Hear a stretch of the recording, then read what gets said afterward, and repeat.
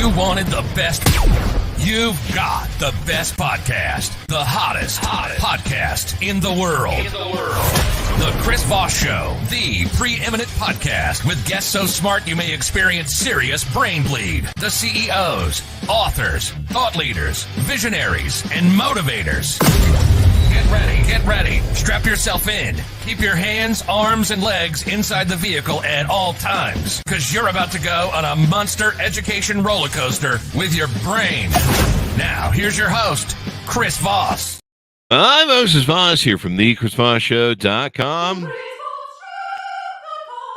There you go. When the Iron Lady starts singing it, that means the show is officially on, as always.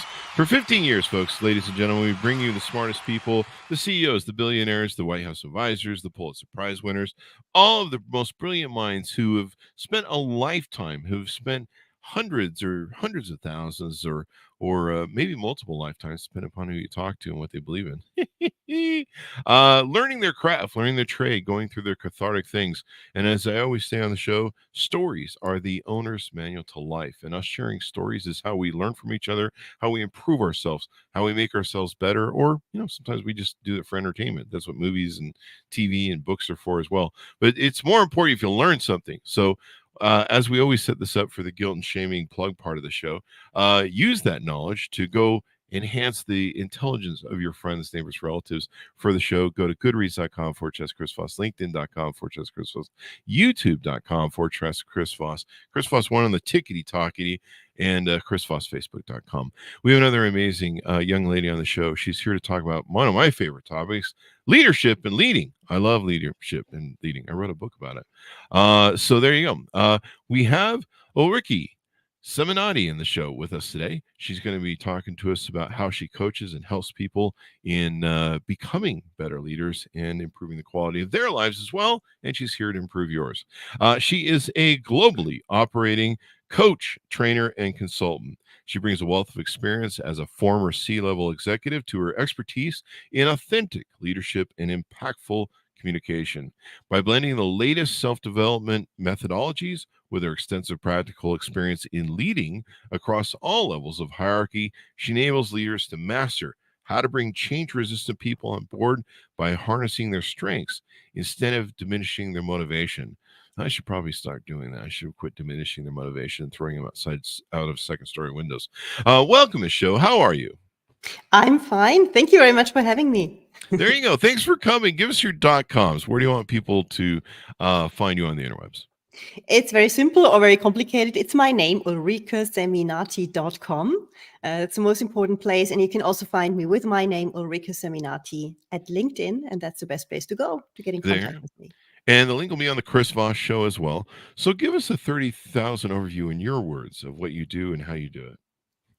Well, I'm helping leaders to bring others on board in a simple way. I help them to bring more humanity to the workplace as well, because I think leaders have unlearned to lead human beings because they lead tasks, they lead for results.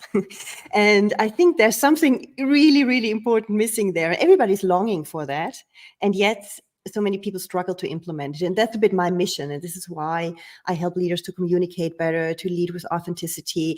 And also, and I have a great focus on that one, how they lead people, and really people, not projects, through change. Because I think that's what's going on out there all the time, everywhere. So let's expand on that. Leading through change. That's the changes that we've seen over the last 3 or 4 years now. It's been going on for quite some time. Have been mountainous, I suppose. I don't know. We're just going to run with that today. They've been just extraordinary. Between the pandemic, between changing people's buyer stuff. I mean, we just saw the recent Black Friday of 2023. And it appears we've totally switched over to online buying because almost no one was at the stores. All those videos you used to watch of people crashing down, Walmart stores and fist fighting with each other are sadly gone. And then you've got, it looks like a lot of restaurants, people aren't dining in anymore. It seems like they've really settled into ordering stuff, everything. I rarely go to Walmart or the store for anything anymore. I go to local farm and that's about it. And everything else gets delivered. So we've seen a lot of consumer changes and stuff, and then a lot of business changes where, no one's going to the office, people working remotely. So let's talk about some ways people can lead through change. Well, I think the problematic that we have today is that with every change which we encounter, we don't know what outcome we really want to achieve, or we get to achieve at a certain point. Like 15, 20 years ago, you had a change project in a corporation. There was a beginning, there was a supposed end. Maybe it was running late, but somehow there was a plan. And today it's like we have to change so many things without even knowing if we ever end this change. And this is very overwhelming for people. And so I think what is super important and what is often overseen when it comes to managing change, it's not about the processes and having a strict milestones plan where people can stick to. It's really about really seriously putting a lot of energy, much more than into building the famous milestone plan, into thinking, who have I in my team and how can I help them to go through that change? Because they're not all agile. They don't have all a growth mindset. They will not embrace that change just because they're paid for that. And people don't do that. They invest a lot of time into the processes and everything that seems to be more tangible, and let aside a bit this human aspect, where I think that is the key to making change happen in a way where people do not run into burnout, getting to the hamster wheel, being super stressed, all of that. So I think it's very important to shift actually the priorities there. A lot of people, they find, I forget what I was listening to a podcast recently, and they were talking about how people usually don't adapt to change because, like you mentioned, their feelings, it's much more stressful. It's a whole lot nicer if you just run the hamster wheel that you're used to. You can confidently do it. You can feel pretty secure in your world. But once you start embracing change and everything, it's the great factors of the unknowns come out. And sometimes those aren't fun. Sometimes you don't know how to handle them because you don't maybe have some experience in that sort of wheelhouse. But those are the things you have to adapt to the most, because whether you like it or not, I used to tell people, I kind of adopted this theory when I was young and starting my first businesses, where if you don't change, if you don't adopt, the world will make you change. The universe is a survival game. And so it will kick in your door and go, well, you resistance to change? Is that what's going on here? Oh, I got some change for you, baby. Yeah, here you go. There you go. Have fun with that one. And you're just like, damn it. I was hiding so well from that change monster. So tell us a little bit about your upbringing and your work history and your career. What brought you down to where you coach and help people now directly?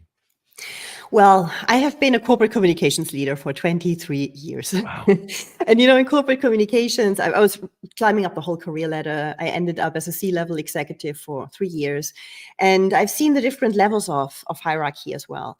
But what I've seen most is that you can have the biggest budgets ever. You can run the best campaigns in the world and the most awarded ones. I got an award also for one in 2013, a while ago, big global award. But it will never, never, never land if the leaders, the human beings who speak to other human beings in the company, do not convey the message, not only with the head, but with the heart. And that is what is not done in communication campaigns. It's all like we plan it from the top. There are key messages, and people are supposed to repeat these key messages. Leaders are supposed to have an FAQ and to use that. And I think that's fundamentally wrong. And this is where my whole thinking came from. Then I thought I have to step out of this corporate world, because experts from the outside are usually much more listened than the experts in organizations have on the inside. Sadly enough. Yeah.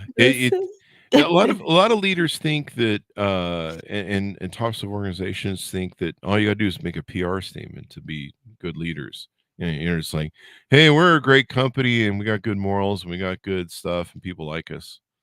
It's like that SNL bit, and people like us.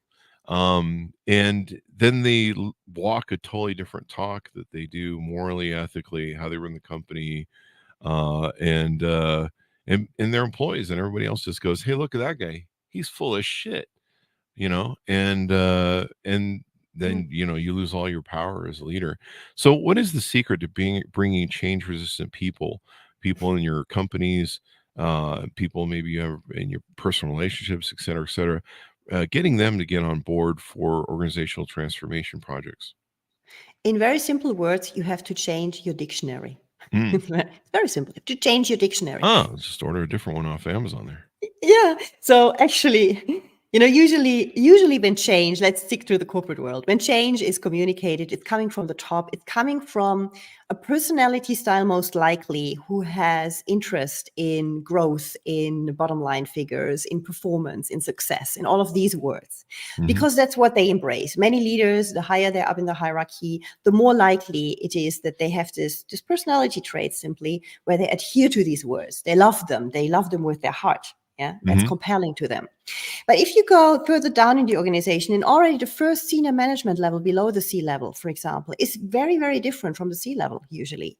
And there you find an average of 70% of people who resist change. 70%. 70%. Holy crap. 70%. Yeah, across the whole global world population, it seems 70% of us are wired to really stick to safety, security, and stability. And we really stick to that. And it means we will never really embrace change with our heart. We will never become these agile guys who love growth just because our organization wants that. They will never be that. Wow. And what I think we need really to change is that we do not see these guys as being boring or hindering the change and, being kind of distracting from what we want to achieve here. But rather use their strengths. And I think this is a fundamental shift in how we see people who resist change. Because at the end, those who make it happen, those who really go for it until the very end to carry it through, even if it takes 2 or 3 years, are exactly these people, the change-resistant people, not the ones who come up with the great ideas at the beginning, because they will already be on another idea or on 10 other ideas by then. But you need stable people for that, the reliable ones. And I think this is a difference, to see them as an asset in change and not seeing them as an obstacle, so that people do not feel like I'm not appropriate anymore these days. Feel like I'm outdated to some way. And I think that's an important change to make. I think more and more we're realizing that people are important. And if people don't realize, leaders don't realize, and companies don't realize how important people are, they certainly aren't being taught a lesson in it now. I think you're over in Switzerland in Europe, correct? Yeah, exactly. There you go. I don't know what your guys' job market is over there, but over here in America, you're probably aware of this too. The shift is totally flipped to employees having power of quitting their jobs, going to other places, making more money someplace else. The competition for employees has gone totally through the roof. Part of it is because the boomers and some Gen Xers retired early with the COVID crisis. And so by doing so, we actually have a severe lack of employees. That's why you've seen us when weathering the recessionary storm of COVID fairly well with a high unemployment rate, even though the Fed is, jacked up the interest rates. And it's going to be with us for a long time. In fact, I think I was reading that for every 7 boomers and people that have, a lifetime of experience in trade that are retiring, there's only one person to replace them, and that person is a beginner or a novice. And so you have not only a lot of 7 to 1 sort of employees leaving the job market, you have 7 employees that are masters of their trade over a lifetime, and you're left with some new guy who doesn't know how anything works, basically. And so I don't know if that's going on in Europe, but that's what's going on over here. And so we're seeing the empowerment of unions and everything else. And so if you're not taking care of your people, they're going to go someplace else at this point, because they can easily here in our market. Yeah, you have the same situation. It depends on the country. In Switzerland, it's the same. They always were lacking. They always were lacking people. Actually, it's a small country with a lot of industry, so that's a bit different. If you look into other markets, it's not like it's Spain or Italy, for example. It's a bit different because their unemployment rate was much, much higher. So they are just catching up slower on this tendency. Actually, it's the same trend, and we have exactly the same. And I think that hasn't landed yet in the heads. It starts to be felt because, yes, companies, as soon as they need to hire someone, it's very difficult to find somebody. And it's very, very difficult to find somebody who has the right qualifications and to keep the people, all of that. But all of that was not necessary for a long time. And many leaders out there who are leaders for 20 or 30 years, they have lived If they have 30 years of career, they have lived 20 years where this was never an issue. No, but it's the other way around. And so they're used to this way of thinking that if people are paid for their job, they must be motivated. What an illusion. What do you think? We Seriously? give them paychecks, damn it. What more do they want? Pizzas? We'll throw a pizza party. It's an old Exactly. joke. Yeah, exactly. Yeah. And it kind of gives me an epiphany. It hits me here that to realize that well, companies need to realize what's going on with the employment situation. They also need to realize from the paradigm I gave earlier that they need to develop these employees more. And that just searching for employees or trying to fight over employees that are older that have experience, well, they're great to have because I'm one. The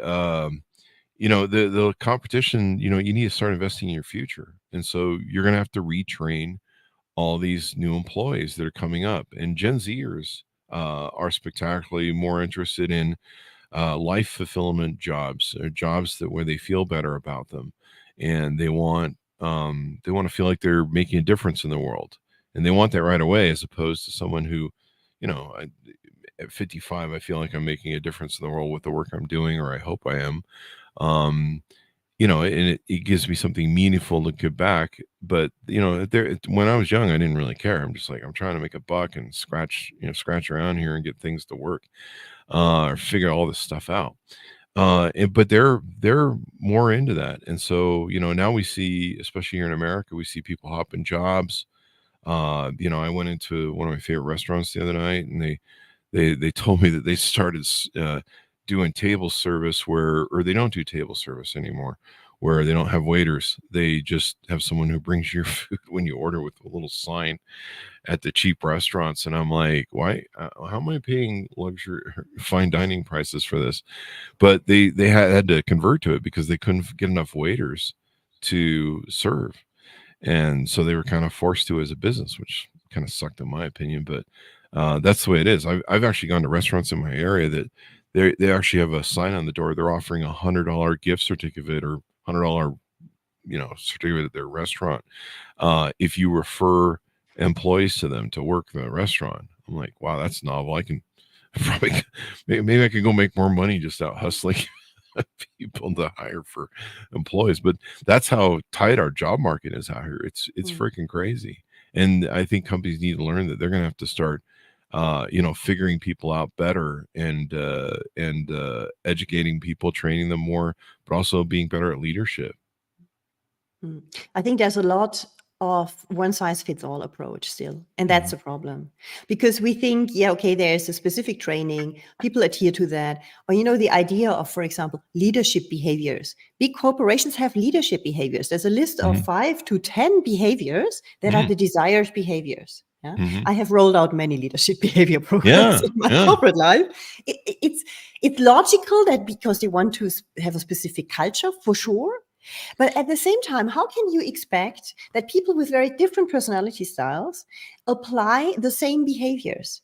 Or how can you aim for diversity? I mean, there are now departments who are called diversity and inclusion, departments for that. And at the same time, you say, hey, we have 7 leadership behaviors. We want all our leaders to behave like that. I mean, that's totally contradictory. And it doesn't, just thinking about it doesn't make sense. And I think that's a problem. People feel like I have to play a role. I have to embrace these roles. I have to be like that. If I'm not like that, I'm not valued. And then they start being someone else. And then you have a lot of fake leaders out there who feel very unhealthy in their skin because it's unhealthy to be someone else. And they don't go in with their full energy, not with their conviction, not with the full self-confidence either. Because if you do that, you tell your subconscious all the time, I'm not good enough, as I am in reality. And I think that is a problem. We should just open much more up. Organizations should open up much more to real diversity. Means people are different and they come with a different motivation. They come with different fears when it comes to change. They come with fears. That alone, allowing for that thought, people have fears when it comes to change. And they're allowed to have fears because you cannot forbid them to have them. They will still have them. So if you don't let it come to the surface, speak about it, create a more human approach to that, well, everything is happening under the surface. Underlying fears are there and they're cooking up. And at some point, people just leave the company in the worst case, or they don't work properly. They just don't look into details anymore, don't care anymore. All of that is happening then. And I think it creates such a huge feeling of not being well. Mhm. Whereas we could have a different kind of corporate work life out there. And everybody I speak to says, things need to change. I want it to change. We want it to change. But how do we do that? So There I you think go. there's a lot happening in the minds of people that they need to just shift really the perspective on how we see these things, going more for individual freedom of expression, I would say, instead of trying to create this famous corporate culture that has to be like that.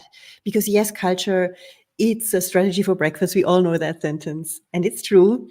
But if the Mhm. culture is fake, then there is no real culture. Then that's a culture on paper. You have a lot of fantastic posters on the wall with your values and all of that. But All those motivational yeah, posters from the 90s. yes, it does work. I mean, as I said, I have done this. This is why I'm coming to that, because I've done this my whole corporate career through for 2 decades, and it's nice, but it does not work. It feels like an alibi event which we do here, but nothing that is really truthful or making sense.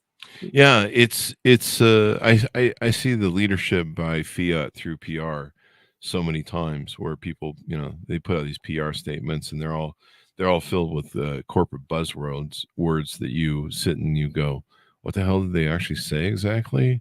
I mean, I feel like something happened, but I don't know what it is, and maybe they don't either. Uh, it's interesting to me how people lead, but you bring up a good point. You need to have an organization that's adaptive to change. I remember when I was coming up through practicing to be a CEO, I read The Fifth Discipline by Peter Senge, and it made me want to create a learning organization, have a culture of a learning organization, and trying to get people to ask questions and facilitating the type of culture that, one of the sayings around our office was the only dumb question is the unasked question. So please ask questions, because usually the person who'd slept through training or somehow hadn't gotten some different aspects of training was the person who would break the $30,000 machine and cost me 30 grand.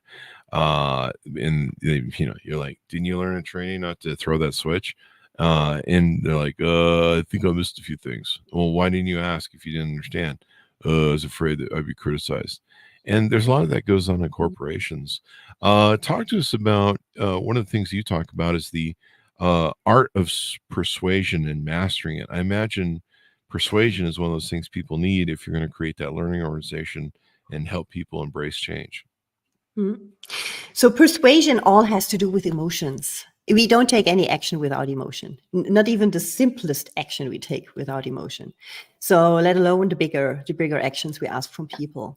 So you need to understand what are the motivations, the intrinsic motivations of the people in my team or the people I want to persuade of something. And we all usually think that what we believe is attractive in this project, for example, in this goal, that's logically attractive to the others.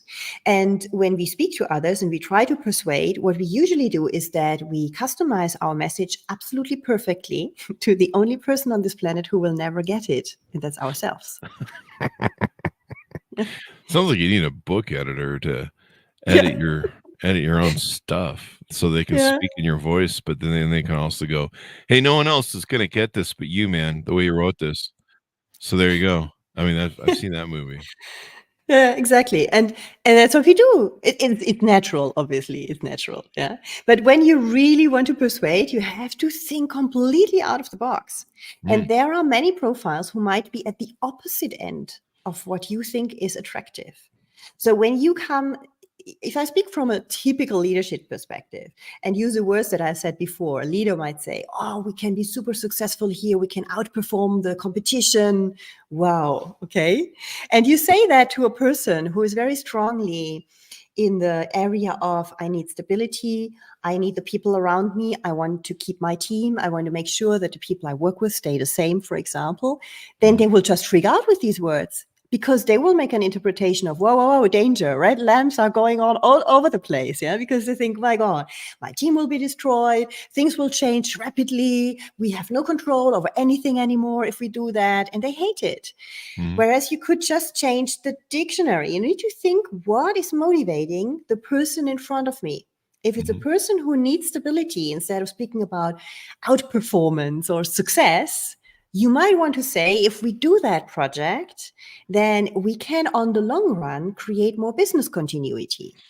This might help us to stabilize some of the jobs here so that we do not have to turn everything upside down.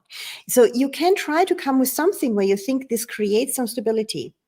And when it's about persuading people, good is always, I mean, obviously, that they have something that they can contribute. There's something where they can have the feeling that they do something about it themselves. And when you have somebody who's change resistant, for example, instead of persuading them with again and again emphasizing the same arguments, which they are not at all receptive for, like, yeah, growth, success, outperforming, competition, all of these words, yeah. Don't use these words anymore at all. Rather ask them and say, hey, I know for you, you hate the fact that we have to change again. You hate the fact that we have to behave differently. We have different processes. And I know it's the 10th time this year. Okay, I understand that. And instead of that, ask them, okay, it is unstable for sure, but you are a specialist in making things reliable. You are a wonderful planner. You are very analytical. You see the details. Can you help us to make this process as stable and smooth as possible so that it's less painful for you and your colleagues? And then it's a different way of thinking. For change-resistant people, they feel like, oh, I get back some control, obviously. I mean, they feel like, whoa, I get some control back. That's good. Yeah, that's good. I can do something to make it a bit less painful. That's good as well. I can maybe watch out for something that makes it less shaky than it would have been if me, the expert of stability, if I was not involved. And that is a different way of how you can persuade people. Give them something that relates to their strengths, not something that you think is absolutely useful. You, from your perspective, might not think that this is useful at all because you don't need it. You don't need maybe that stability, but the other person needs it. And that's their strength. So building on that and giving them the chance to live their strength, even if it feels at the first sight very contradictory. How can somebody where the strength is stability and being a good planner, how does this fit to something where everything will be unplanned and chaotic and changing? So it seems counterintuitive, but I think there's where the secret lies. Bring people in by helping them to live their strengths, even if they don't look like fitting in at the first place. And you will see by doing this with very different profiles, you will have a wonderful diversity. And this is finally where this project will become very rich and maybe something completely different than you planned in the beginning, but maybe something that is much more sustainable at the end. And I think this is a way of how we can manage change differently. Definitely. I mean, you've got to have you got to have a living, breathing organization that can adapt and adopt, because if you aren't, your competitors are. And as you mentioned earlier in the show, you're trying to answer, one question to get down the road of change. They're on the 10th question. So they're definitely way ahead of you. And in a world today with AI and everything whipping fast, you've got to be able to embrace change. And so, what's a way that leaders can shift to communicate in a way that builds trust and gets people to buy in? What are some ways that they can do that? I think the most important thing is that, first of all, they become clear about their own motivations, because we build trust only when we are authentic. And when we are continually authentic, because as soon as we aren't anymore, then this thing is broken. Yeah, because people think, it's different than yesterday or last week. Strange. Don't trust them anymore. Yeah. So we need to have this continuity. And the best thing is to be authentic, because when you are continuously authentic, you are yourself. So there's some continuity in that. But I know it's very, very different. What I realized that many leaders, there's so much thinking. I call it that 2 dimensions, the I dimension and the we dimension. And most leaders think permanently in the we dimension. We have to do this. We, our team, we have to do this. And when I work with leaders on the I dimension, they immediately switch into the we and me and my team thing. And I think, stop. Take a bit of time for yourself.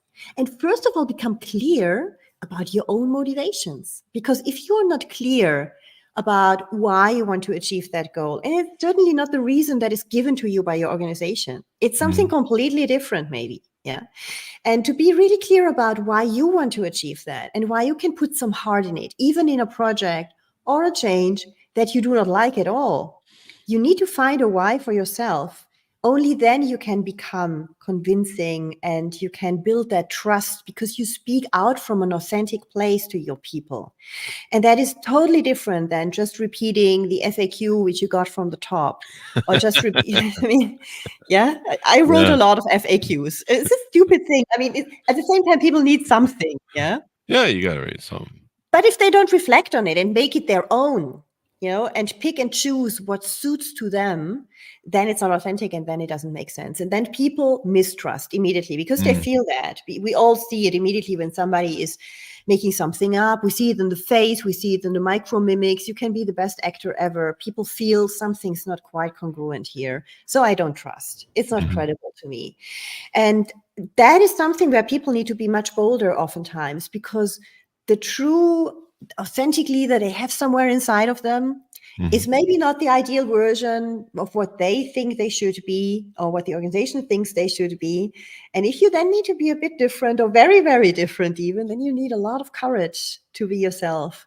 In organizations where we're so much used to have a specific leader persona in mind, a specific characteristics, for example, which are still out there. When people speak about a leader, they see certain characteristics immediately. All around the planet, it's like that. And it must shift to something that is much more differentiated, because only then, when people start being different as a leader, but still be a leader, then we have a much broader picture of that. And then it's easier to open up for that as well and to live these behaviors. But I think some are real pioneers in being very, very different from what we were used to.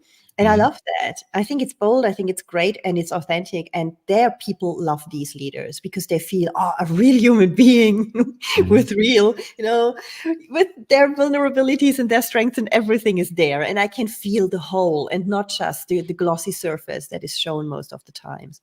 There you go. The difference between, I think there was a leader of, I believe it was T-Mobile for a lot of years. And I forget his name. We used to chat on Clubhouse back in the day. I think it was John something.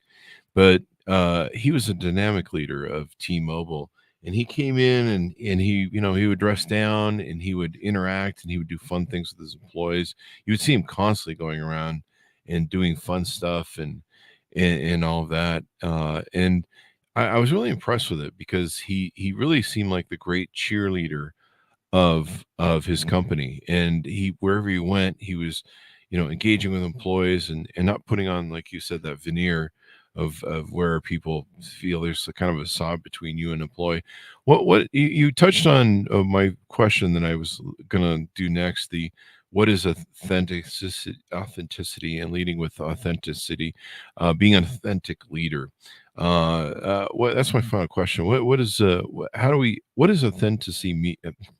Authenticity mean? I don't know what's going on. It's Monday.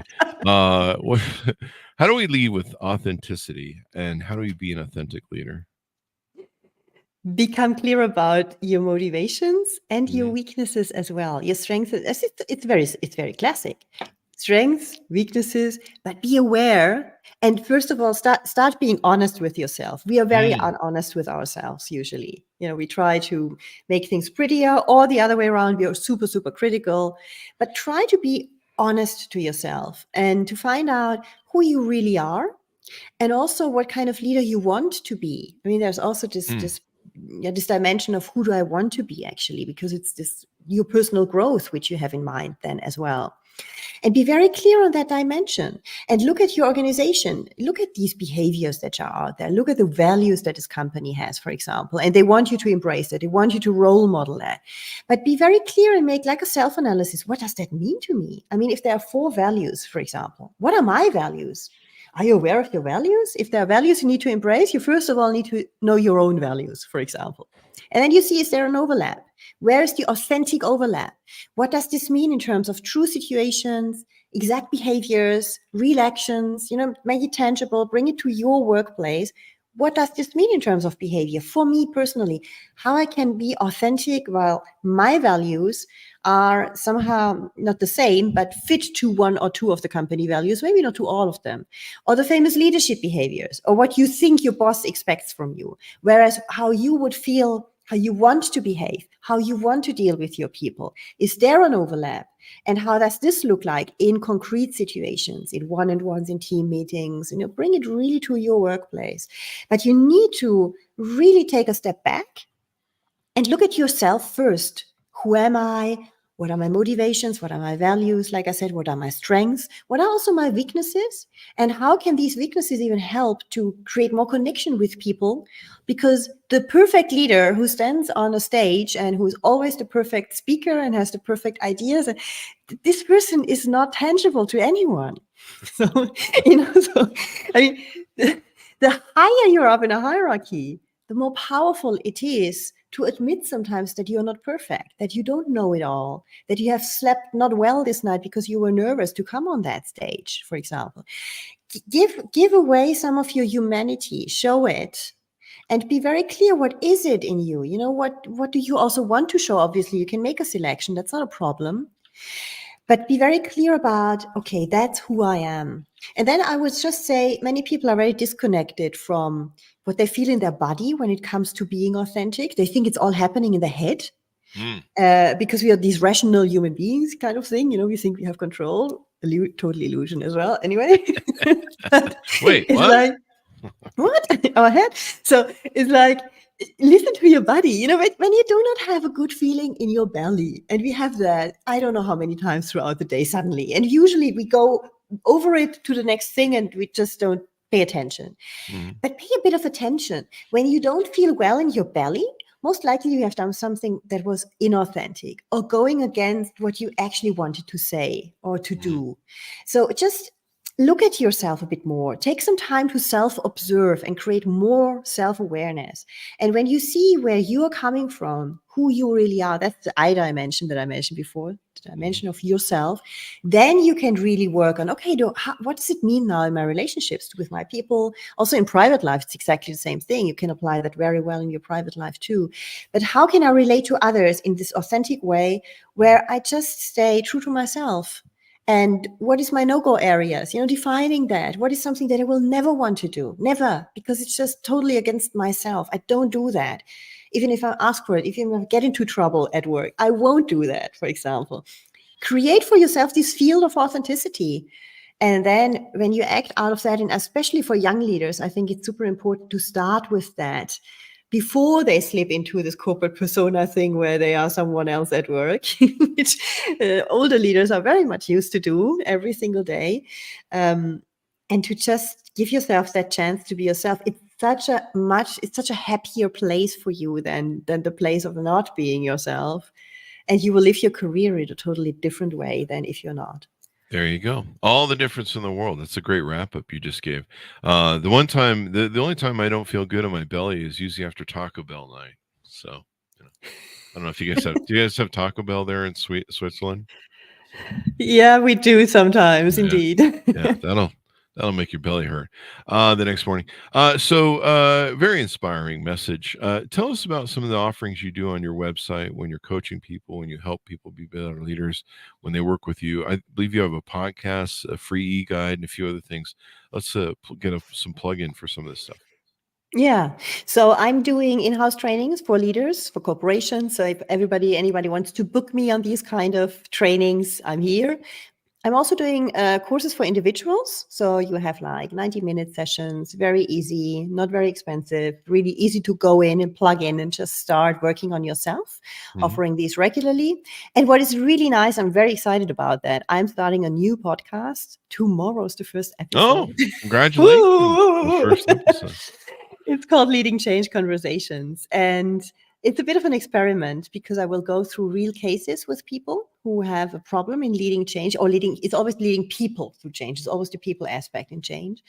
And where we try to solve that issue in 30 minutes and to come to 1, 2, 3 concrete action steps they can take actually to get out of the situation. So yeah, and that's starting tomorrow. So you can also find that on my website or on the leadingchangeconversations.com directly. There you go. Congratulations. It's a hell of a road. I think I don't even remember if I remember the first one. I know it's on Google somewhere because we did on YouTube too. But yeah, it's always fun to start and then begin, and then you end up down the road. So thank you very much for coming on the show. We really appreciate it. It's been very insightful. Give us the .coms one more time to close as we go out. UlrikeSeminati.com. There you go. Oh, yeah, that's the complicated one. Or leadingchangeconversations.com. It's maybe easier. Leads to my podcast page, which is on my website. So you can find me by that as well. There you go. Well, thank you very much for coming on. It's been very inspiring, motivating, and give us new tips on being a leader. Thank you very much for having me. It was a great pleasure to speak to you. It was a pleasure as well. Thank you very much to my audience for tuning in. Go to goodreads.com/Chris Voss, youtube.com/Chris Voss, linkedin.com/Chris Voss. Subscribe to that big LinkedIn newsletter, the 130,000 group over there on LinkedIn as well. We love LinkedIn. It's such a great place. Chris Voss, one of the TikTokity, and the Chris Voss, Facebook.com. Thanks for tuning in. Be good to each other. Stay safe. And we'll see you guys next